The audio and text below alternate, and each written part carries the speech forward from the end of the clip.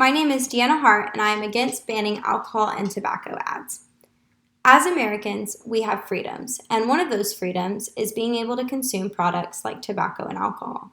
I do not think that alcohol and tobacco ads need to be banned. Our right to advertise is protected under the First Amendment, the FDA regulates the ads, and there are institutions who campaign against tobacco and alcohol use.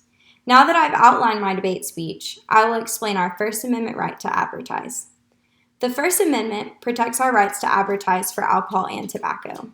Campbell, Martin, and Fabos, 2017, says, "Freedom of speech refers to the right to express thoughts, beliefs, and opinions. Commercial speech is about the right to circulate goods, services, and images in the concrete marketplace of products.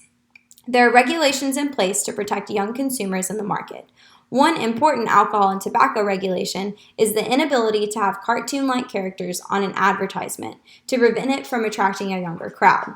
This regulation is strict, and the tobacco industry, Campbell, Martin, Fabos, 2017, says, prohibits the attribution of human characteristics to animals, plants, and other objects."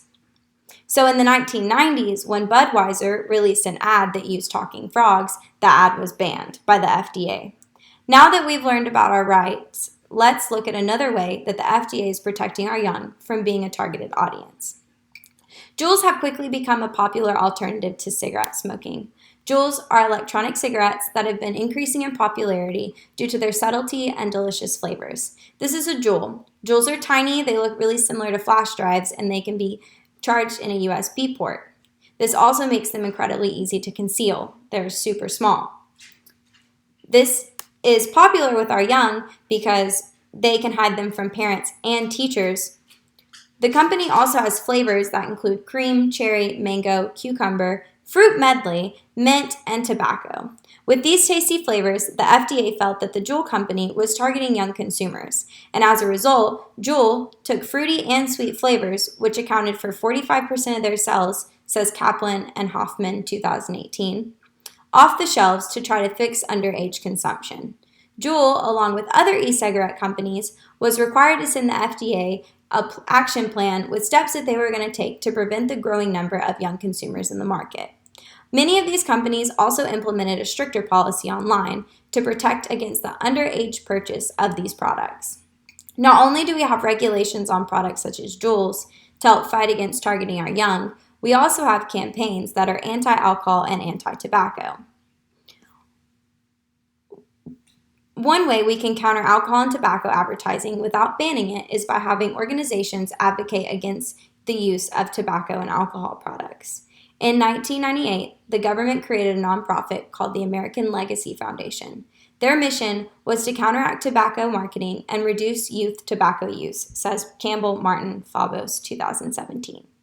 The campaign was called Truth, and it worked to show the real-life effects of tobacco use, such as lung cancer.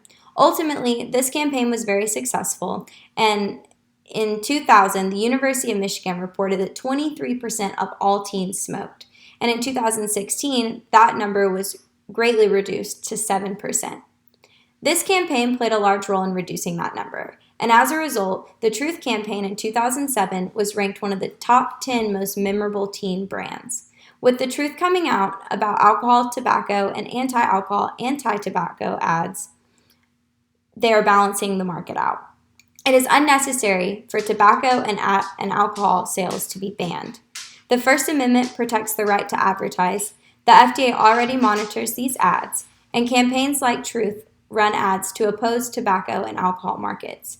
It is more important, however, that we educate our young adults on the effects that tobacco and alcohol have on consumers. Thank you.